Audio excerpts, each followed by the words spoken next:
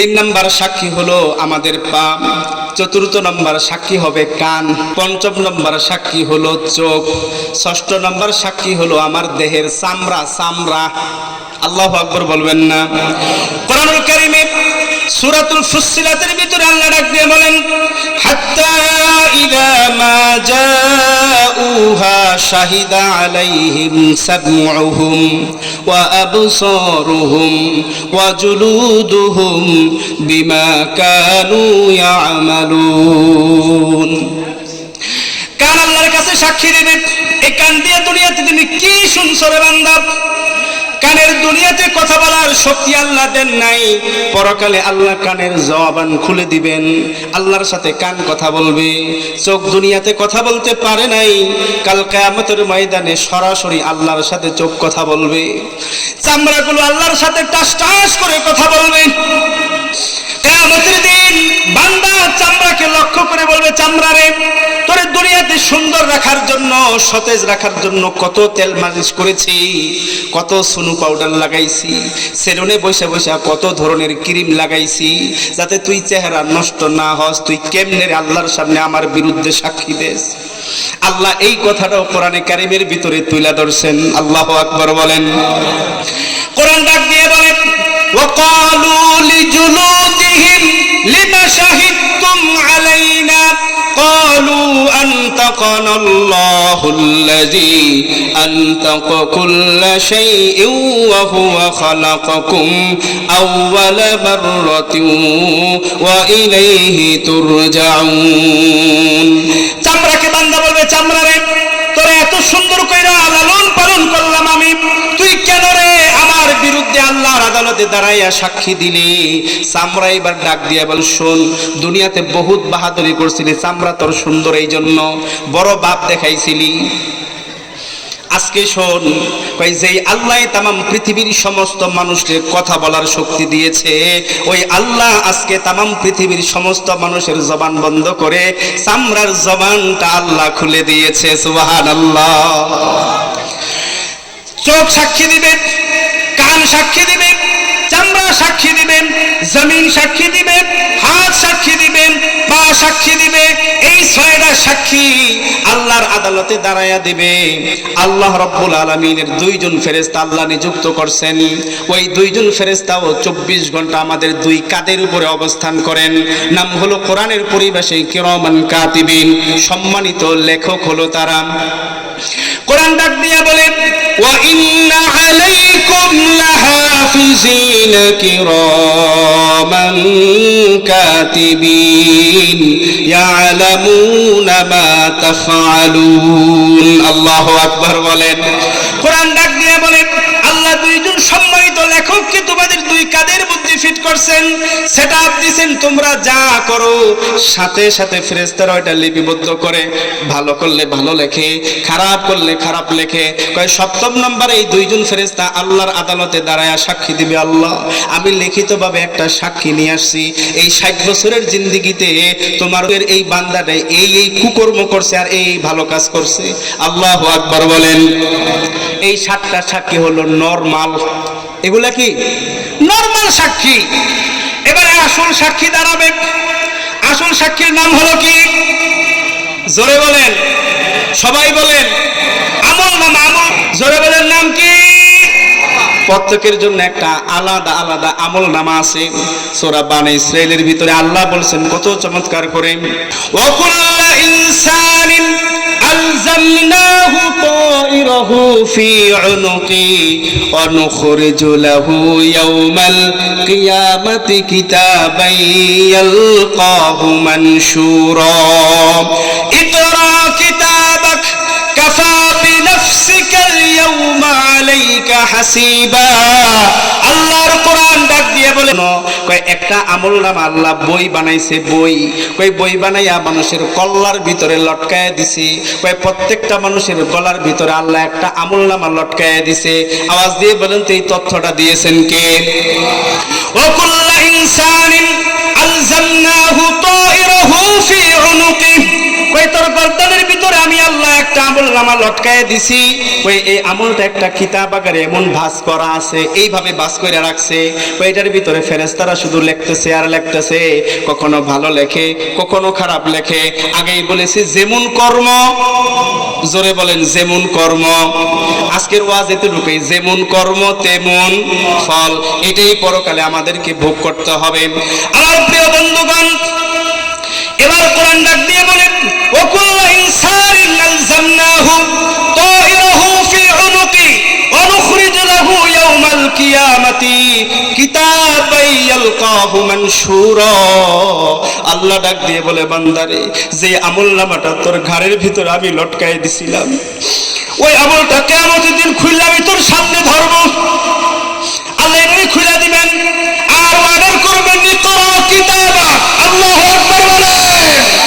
আল্লাহ ডাক দিয়ে বলে ইকরা কিতাবাক, নে তুই তোর আমলনামাটা নিজে পড়। আল্লাহু আকবার বলবেন না? আল্লাহ ডাক দিয়ে বলে তোর আমলনামাটা তুই নিজে পড়। তুই 60 বছরের জিন্দেগি পেয়ে কি কইরা আসছিস দুনিয়ার থেকে, সব কিছু এ টু জেড লেখা থাকবে, এক পাশে ভালো আরেক পাশে মন্দ। আল্লাহ করে ইকরা কিতাবা কাফা বিনাফসিকা লিয়াউমা আলাইকা হাসিবা। বান্দা তুই তোরটা পড় আর তোর বিচারটা তুই কর। জজ সাহেবের সামনে প্রমাণ হয়ে গেছে ও একটা খুনি, প্রমাণ হয়েছে খুনি। হাজার হাজার প্রমাণের সাক্ষীর মাধ্যমে উকিলটা প্রমাণ করছে এই লোকটা একটা খুনি। এবার বলেন তো খুনির আর কোনো কথা আছে? আর কোনো কথা চলবে? জজ সাহেব কলম দিয়ে লেখা সাইন করে দিছে, জানুয়ারি মাসের 5 তারিখে বিকাল 4টার সময় ওর ফাঁসি হবে। আর জীবনের শেষ ইচ্ছা থাকলে পূরণ করে দিও। দ্বিতীয় কোনো কথা চলবে? কোনো তদবির চলবে? এবার আল্লাহ সবকিছু প্রমাণ করার পরে বান্দারে বলবে নে তার আমলনামাটা নে। শুধু তাই না, কোরআন তো আরো কঠিনভাবে আমাদের সামনে আমলনামার কথা উপস্থাপন করেছে, যেটা কিয়ামতের দিন আসল একটা সাক্ষী হবে। সূরাতুল কাহফের ভিতর আল্লাহ বলেছেন ওয়াদিআল কিতাব। এই আমলনামাটাকে কোরআনের পরিভাষায় একটা কিতাব বলা হয়েছে। কিতাব, ওই কিতাবটা তার সামনে রাখা হবে। কিতাবটা যখন অপরাধীরা দেখবে, যারা গুনাহগার, তারা যখন এই কিতাবটা দেখবে ভাবছে আল্লাহ তো আছে আরশে আজিমে, দুনিয়ার কোনো কিছু দেখেনি। যখন আল্লাহর সামনে বান্দার সামনে এই আসল সাক্ষীটা উপস্থাপন করা হবে, কোরআনুল কারীম সাক্ষ্য দেয় অপরাধীগুলোর অবস্থা কি হবে। ফাতারাল মুজরিমিনা মুশফিকিনা মিম্মা ফিহি। কয় এই আমলনামাটা যখন 8ম নম্বরে সাক্ষী হিসেবে দাঁড় করাবে, অপরাধীগুলো ভূমিকম্পের মতো আল্লাহর সামনে কাঁপা শুরু করবে। আল্লাহু আকবার বলেন। আফসোস করবে আর বলতে থাকবে ইয়াকুলু ইয়া ওয়াইলাতানা মা লিহাযাল কিতাব। আল্লাহকে ডাক দিয়ে বলবে আল্লাহ এটা কেমন আমলনামা, লা ইউগাদিরু সগীরাতাও ওয়ালা কাবীরাতান ইল্লা আহসাহা। আল্লাহ গো এদিকে একটা ছোট গুনাহও ছাড়ে নাই, একটা বড় গুনাহও আমার ছাড় দেয় নাই, সব তো এখানে লেখা। কোরআন ডাক দিয়ে বলে আফসোস করতে থাকবে আর বলতে থাকবে। হাদিসের কিতাব সাক্ষ্য দেয় কোরআনে কারীমের ভিতরে আয়াত আছে, এই আফসোস করতে করতে বান্দা হাতগুলো কামড়াইতে কামড়াইতে পুরা হাত খায়া ফেলবে, হাত সব খায়া ফেলবে। হায় হায় রে, আল্লাহ কেমন রেকর্ড রাখছে, একটা ছোট গুনাহও ছাড়ে নাই, একটা বড় গুনাহও ছাড়া নাই, সব তো এখানের মধ্যে আছে। একটা গুণের জন্য ভাই কয়টা সাক্ষী? 8টা সাক্ষী যখন প্রমাণ হয়ে যাবে, এবার আল্লাহ তার সিংহাসন থেকে আদেশ করবে খুযুহু ফাগুল্লুহু।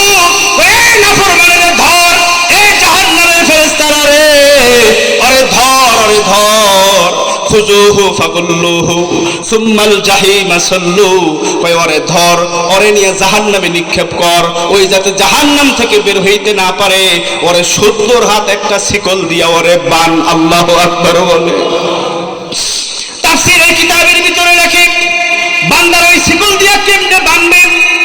তাফসীরের কিতাবের ভিতরে আব্দুল্লাহ ইবনে আব্বাস রাদিয়াল্লাহু তাআলা আনহু বলেন, কয় বান্দার পায়খানার রাস্তা দিয়া শিকলটা ঢুকাবে, 70 হাত লম্বা একটা শিকল। এই আরো লম্বা কথা আছে, টাইম যেহেতু নাই, এই 70 গল শিকলটাকে পায়খানার রাস্তা দিয়া ঢুকাইয়া নাকের ছিদ্র দিয়া বের কইরা বান্দারে পেঁচাইয়া পুছাইয়া জাহান্নামের আগুনের ভিতরে নিক্ষেপ করবে। আল্লাহু আকবার বল।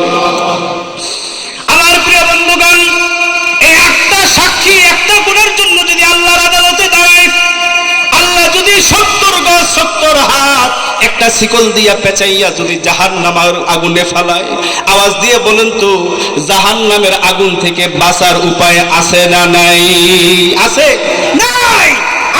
সাক্ষী যদি জমিন যদি আমার বিরুদ্ধে সাক্ষী দেয়, আমার নিজের হাত যদি আমার বিরুদ্ধে সাক্ষী দেয়, নিজের পা যদি আমার বিরুদ্ধে সাক্ষী দেয়, নিজের কান যদি আমার বিরুদ্ধে সাক্ষী দেয়, নিজের চোখ যদি আমার বিরুদ্ধে সাক্ষী দেয়, নিজের স্ক্যান চামড়া যদি আমার বিরুদ্ধে সাক্ষী দেয়, কিরামান কাতিবিন যদি লিখিতভাবে আল্লাহর সামনে ওই দলিল প্রমাণ পেশ করে আল্লাহ নিজেই যদি আমলনামা হাতে ধরায়া দেয়, বাঁচার উপর আছে কোন উপায় আছে কি?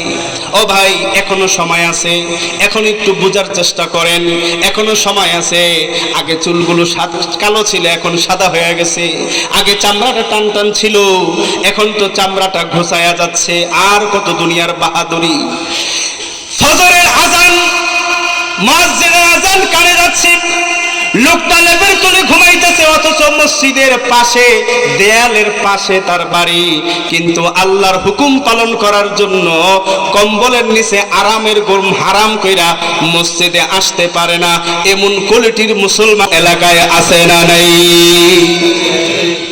সারাদিন টিভির সামনে বসে রাখবে, নামাজ পড়বে না, কত মসজিদের পাশ দিয়ে হাইটে দিতেছে, মসজিদের পাশ দিয়ে হাইটে দিতেছে, ইমাম সাহেবের জায়গায় দাঁড়ায় গেছে, মসজিদে ইকামতের আওয়াজ তার কান দিয়া যাইতেছে, গোবাইজার ঘরে গোবাই যাই ঠেল্লা একটা ব্যাগ লইয়া বাজার করার জন্য কালীবাড়ি দৌড়াইতেছে। ওর মতো নাফরমান এই দুনিয়াতে আর কেউ আছে না নাই? ও ভাই, মুসলমানের ঈমান কোন কোয়ালিটির, এটা তো সকালবেলা 2 মসজিদে ফজরের টাইমে হাজিরা নিলেই টের পাইবে। জুমার দিনে মসজিদ ভরে, ফজরের টাইমে মুসল্লি নাই, ঠান্ডা বেশি পড়লে মুসল্লি নাই, আসরের টাইমে মুসল্লি নাই, জোহরের টাইমে মুসল্লি নাই, মাগরিবে মুসল্লি নাই, এশায় মুসল্লি নাই, খালি জুমার নামাজ পড়লেই, জুমার নামাজ পড়লেই পার হয়ে যাবেন 7 খুলমা। আরে না, এমন চরিত্রের মুসলমান আছে, লম্বা দাড়ি, লম্বা টুপি, মাঝে মাঝে পাগড়িও লাগায়, মসজিদ মাদ্রাসায় সময় দেয়, কিন্তু এর মতো শয়তান সমাজে আর একটাও নাই। আওয়াজ দিয়ে বলেন আছে না নাই? সুদ খায়, ঘুষ খায়, কার পিছনে কি কাঁডি লাগাইবে এটা খুব ভালো পারে, এরকম মুসলমান 10 নং এলাকায় আছে না নাই? এগুলার সাইজ করা দরকার আছে না নাই? এত মসজিদ, এত মাদ্রাসা, ঘরে ঘরে পোলা পাইন মাদ্রাসায় পড়ে, বাপ মায়ের নামাজ পড়ে না, একক তো আছে না নাই? ঠিকের আওয়াজ শুনে আমার মনে হইতেছে গুল্লির জায়গা মতো লাগতেছে, মানে ওয়াজ মিলে যাইতেছে। যাক আলহামদুলিল্লাহ, ওয়াজ তো মিলা দরকার জীবনের সাথে। আওয়াজ দিয়ে বলেন কথা ঠিক কিনা? কষ্টের জীবনের সাথে ওয়াজ মিলা দরকার। ওয়াজ কেন ওয়াজে থাকায় থাকবে, ওয়াজ তো জীবনে গিয়ে ফিটিং হবে। জোরে বলেন কথা ঠিক কিনা? ও ভাই, কোরআনের বিরোধিতা করে, হাদিসের বিরোধিতা করে, ইসলামের বিরোধিতা করে, শরীয়ত না মেনে মুসলমান দাবি করা যায়? সম্ভবই না। আর মুখে দাবি করে আল্লাহর জান্নাত পাওয়া যায় না।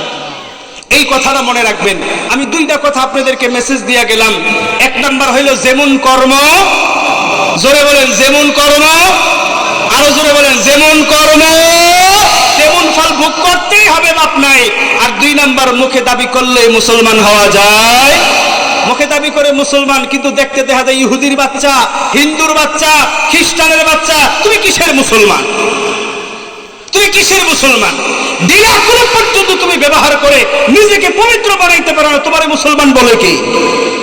ঘরের ভিতর ইসলাম নাই, বিবির ভিতর ইসলাম নাই, সন্তানের ভিতর ইসলাম নাই, নিজের ভিতর ইসলাম নাই, লেনদেন ইসলাম নাই, কথাবার্তা ইসলাম নাই, মুআমালাত মুআশারাত ইসলাম নাই, তোমার মুসলমান বলে কি?